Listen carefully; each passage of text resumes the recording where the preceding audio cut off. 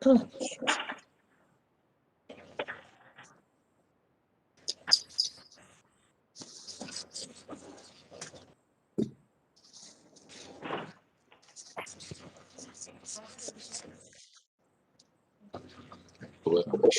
we're good.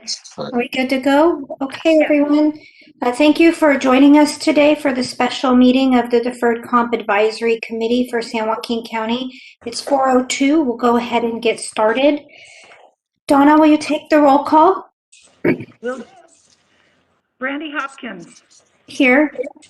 Matt Solon.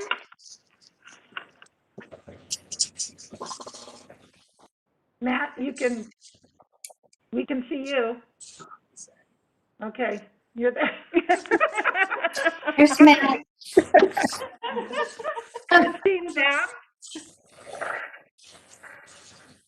Okay, we'll show Christine as absent. Nancy Calkins. I'm here. Thank you. Fonse Yoakum. Present.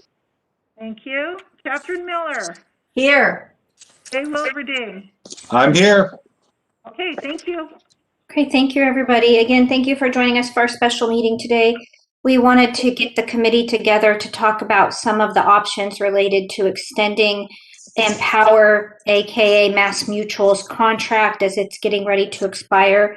Vincent Galingo is here from Highest today to help us walk through that information. Vincent, will you be able to share your screen or will you need me to do that?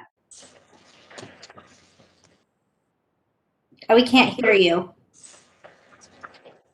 Let me see. I apologize. I'm No working worries. on a few screens here. Okay. We'll pull that up and have Vincent go over some options and give some insight to us. And then we'll be able to ask him any questions that we may have and then have some open dialogue. Okay. Okay. I'll turn it over to you. I'm sorry? We're going to go ahead and turn it over to you, Vincent. Great, thank you. Hopefully you can see the proposal for extension of the contract. And a couple things to keep in mind. One is the contract, which was originally thought was going to be 10 years, was actually 5. And so there is a certain level of urgency in extending the contract.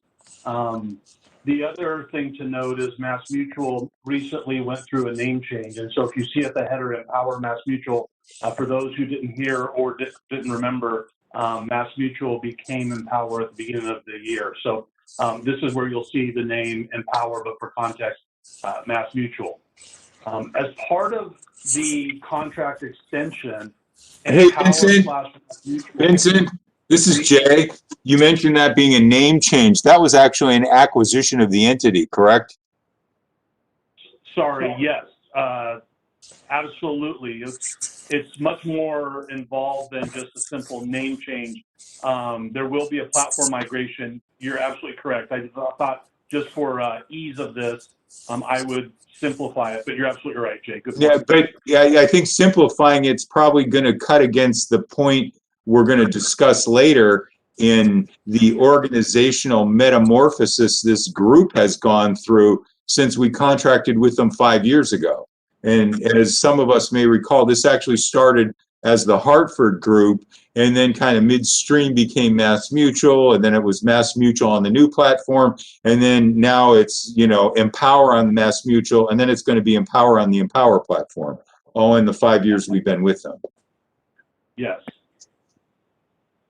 Very well said. Thank you. Yes. Yeah, thanks. In an effort to be opportunistic while doing the best for the participants, Highest Group has been working with Empower and county staff on finding out the different types of proposals given different terms, most notably the difference of the extension. And so you'll see on your screen, for context, over the last 5 years, as Jay said, the term of the current contract, you'll see the last 5 plan years with the minimum interest rate on the guaranteed interest account also with the actual, and then moving into the yellow, blue, and green columns, these are if the county, the committee wanted to extend the contract for 1 year, for 3 years, and for 5 years, the yellow, blue, and green, what would the minimum crediting rate be for the guaranteed interest account? And then what would the revenue requirement be? And you can see that over the 1, 3, and 5 years. And then comparison, what would that be in terms of the current?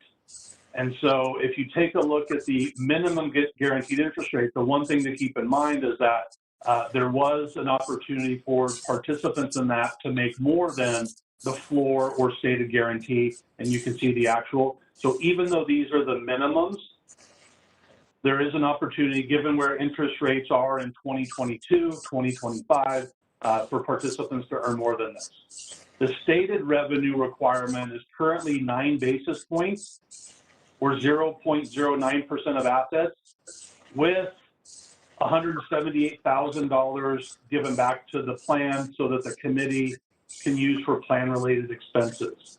Now, if you extend it for 1 year to be a little bit more strategic, if you wanted to issue an RFP, here are the minimum rates at 2.15 with the 9 basis points. So really no change on the fees, but a haircut of 10 basis points on the minimum.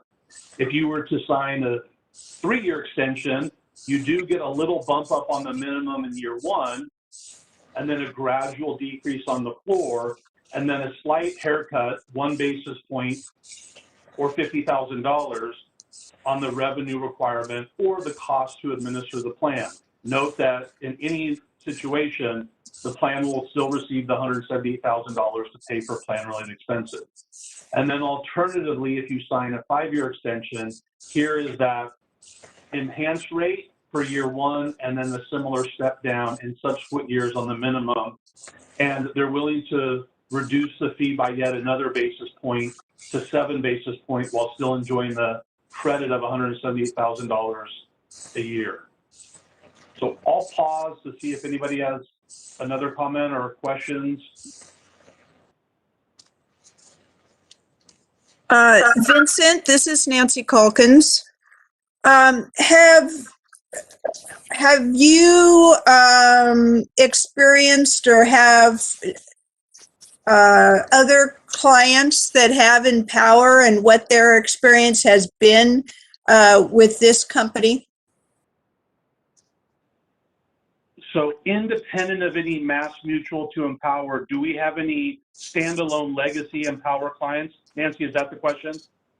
Yeah, I'm interested in Empower. I have to be really careful because I want to mispronounce this so bad.